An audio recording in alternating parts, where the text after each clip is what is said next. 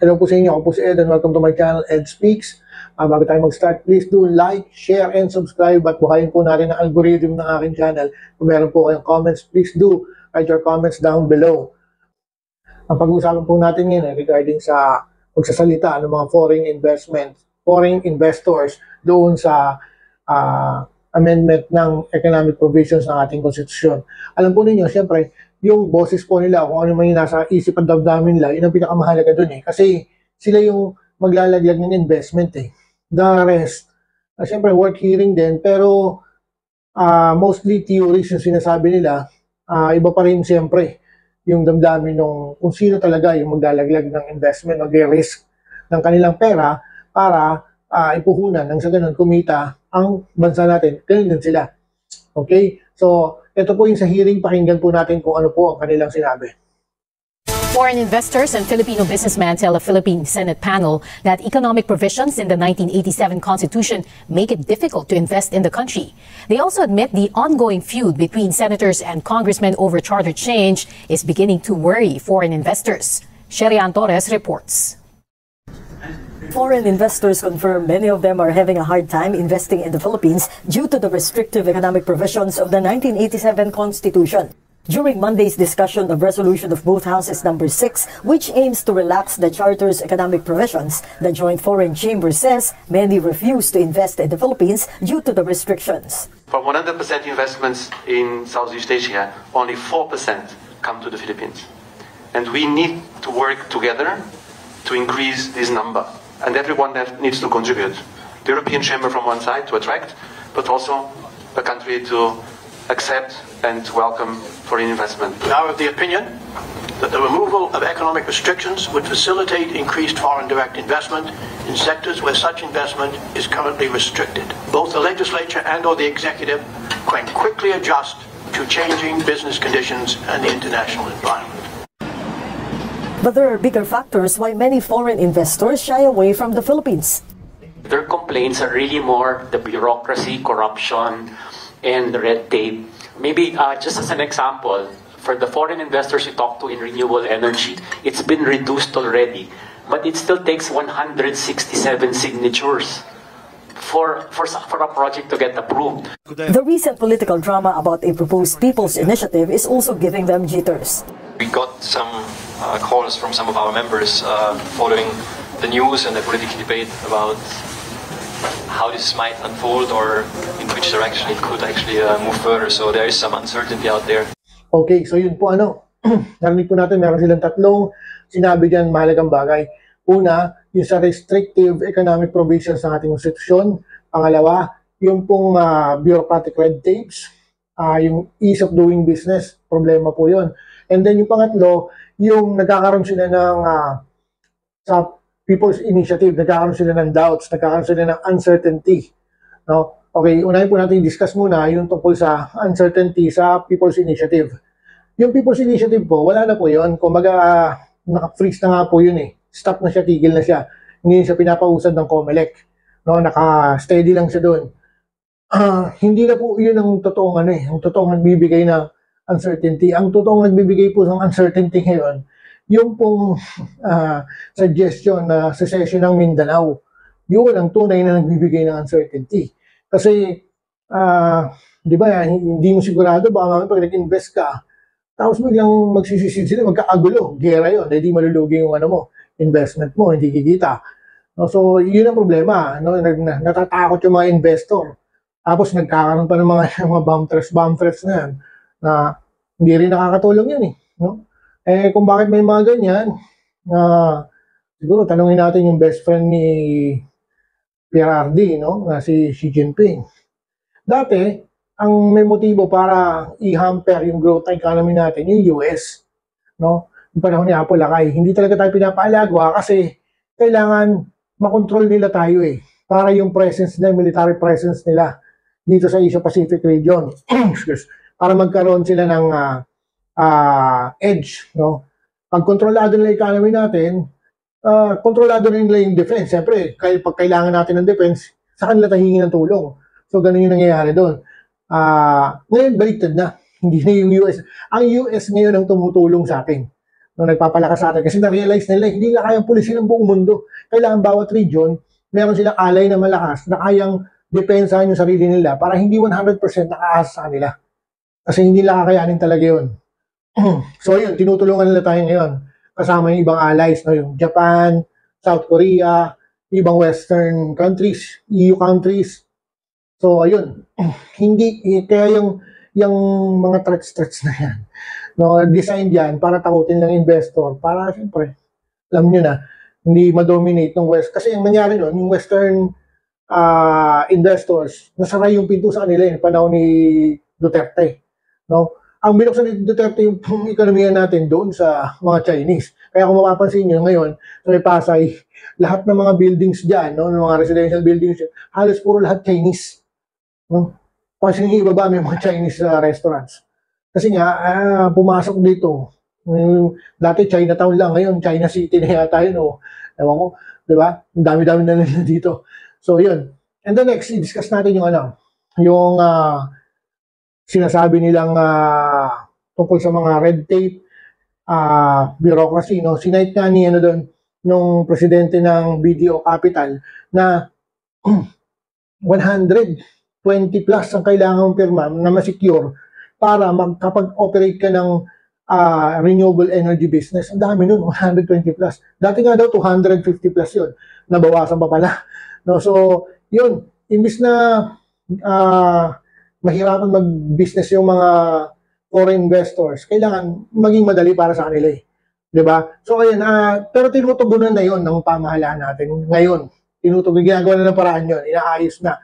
Panoorin natin to. 2 weeks following his appointment as President Marcos's economic czar, Frederick Go doubles down on the need to simplify business policies and align them with global market practices to attract more foreign investments. Andrea Taguines reports.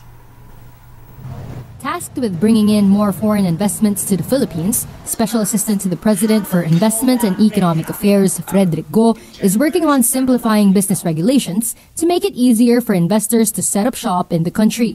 In a speech during the Economic and Ease of Doing Business briefing, his first speaking engagement since his appointment, Go said his main priority is addressing investor concerns about the tax reform for acceleration and inclusion, or TRAIN law, and the corporate recovery and tax incentives for enterprises, or CREATE law.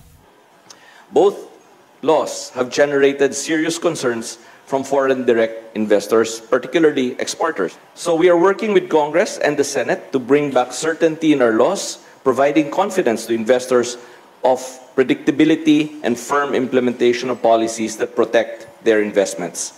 More importantly, we are looking at ways to simplify the application of incentives for all future registrants. Go also wants to streamline the stock market listing process to boost capital market investment.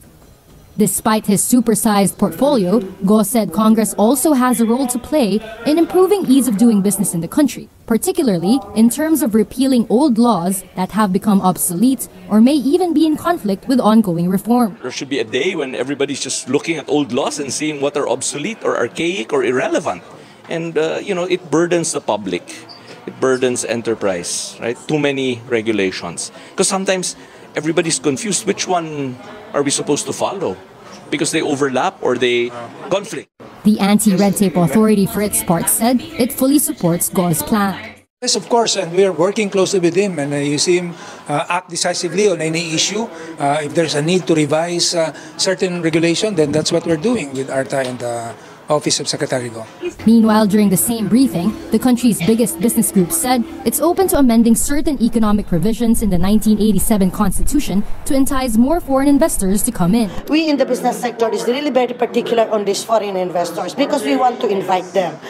As far as the amendment of the Constitution is concerned, I think if it is only the amendments of the economic provisions, there's nothing wrong about it. The Anti-Red Tape Authority is targeting to cut the processing time for business permits to just 10 minutes through the Electronic Business One-Stop Shop, or EBOS program.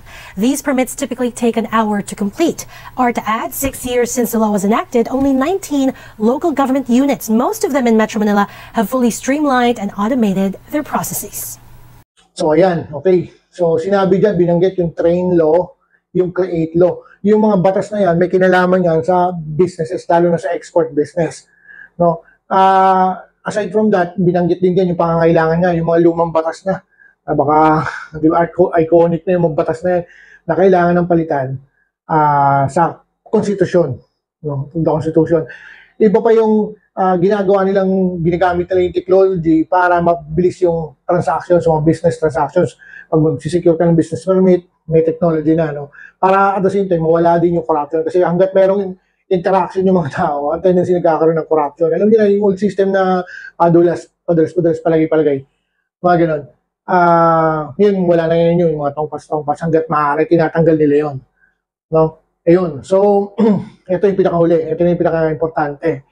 Ang pinaka-last, sinabi na nga nila, yun na kailangan tanggalin yung mga restrictive na provision sa ating konstitusyon. Kaya, nakikita natin yan, no? Ang pinag-uusapan dyan, yung Article 12, Section 2, na ito, babasahin ko yung clause kung ano yung sanhi talaga ng kaguluhan dyan. So, ito po yun. Okay, yan.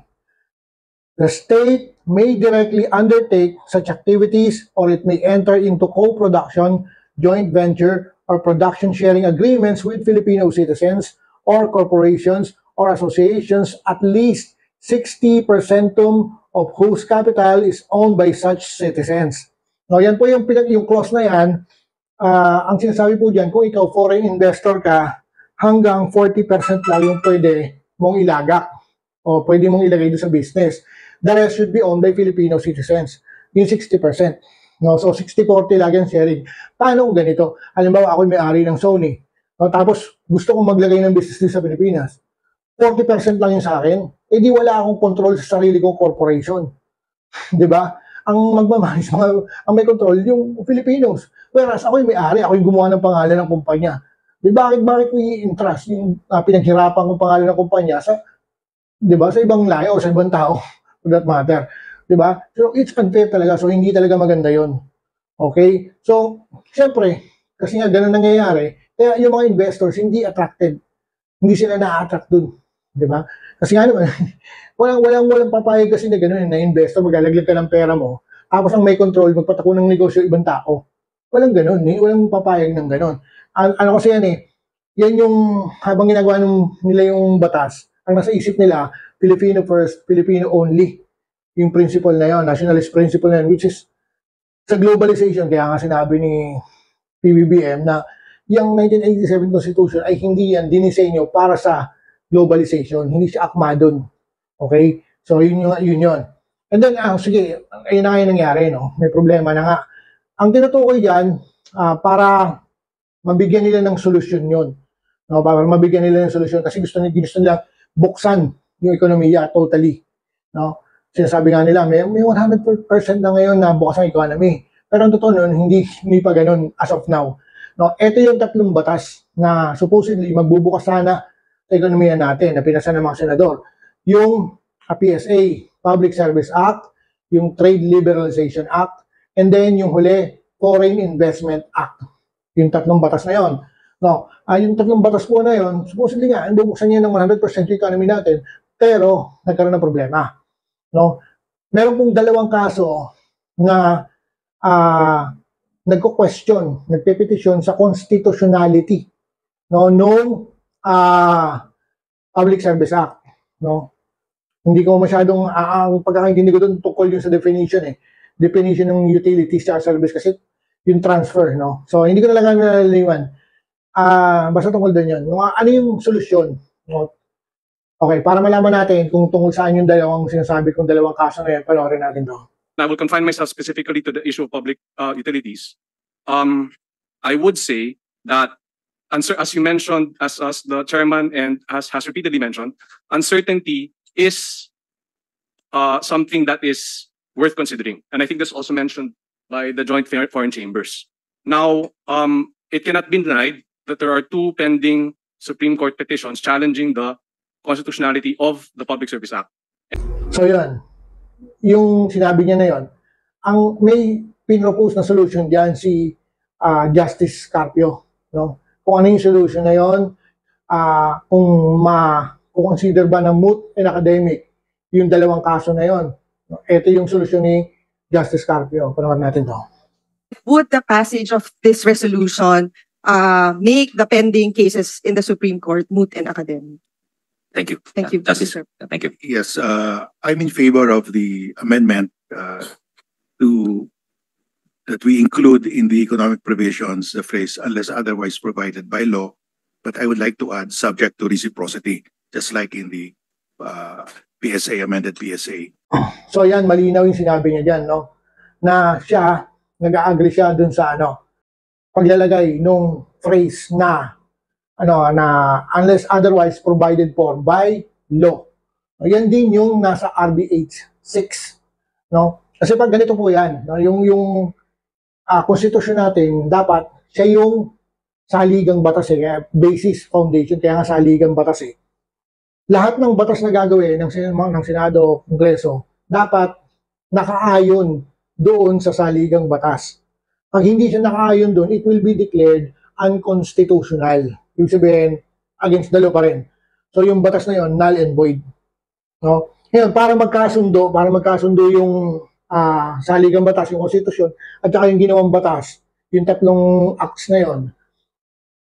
Ito yung solusyon ni Justice Carpio na kailangan lagyan ng amyendahan yung konstitusyon ng saligang batas, idagdag doon yung phrase na unless otherwise provided for by law.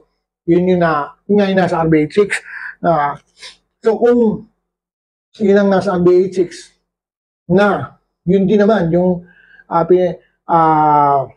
pinasulong ni Senate President Mig Zubiri, bakit hindi pa aksyonan ngayon? Ano pang hinihintay?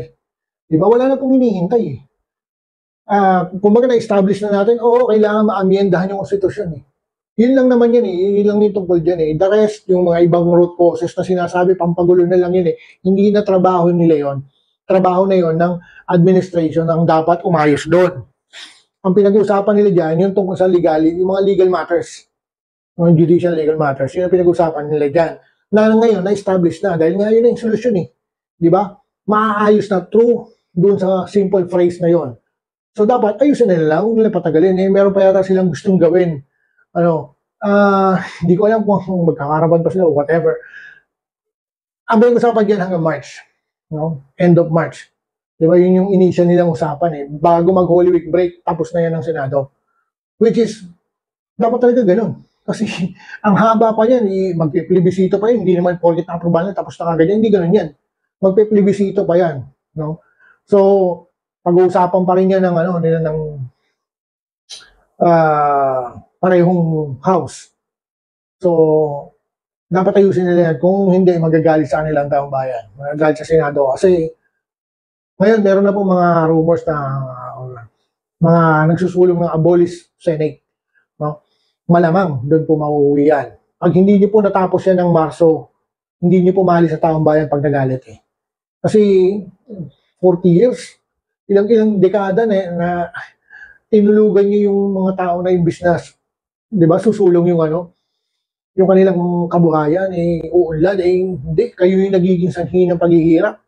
Dahil doon sa Filipino only policy na nadoktrinahan lang naman ng yan ng mga panahon kasi na yun, daming talagang matindi yung communism nun yung gapang ng communism, medyo talagang lahat nadoktrinahan.